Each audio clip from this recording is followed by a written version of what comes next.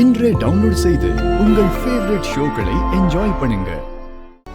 சூர்யா உடலை காப்பாத்தி பத்திரமா பாதுகாப்பான இடத்துல வச்சுட்டு இனிமே அமைச்சரால சூர்யா உடலுக்கு எந்த ஆபத்து வராது.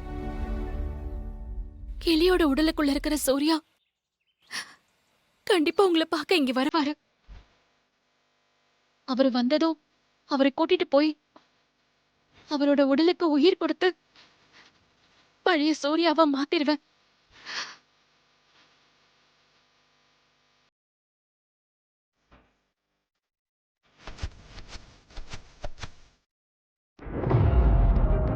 வீட்டுக்கு போனாலும் நாகஜோதி அங்க இருக்கா.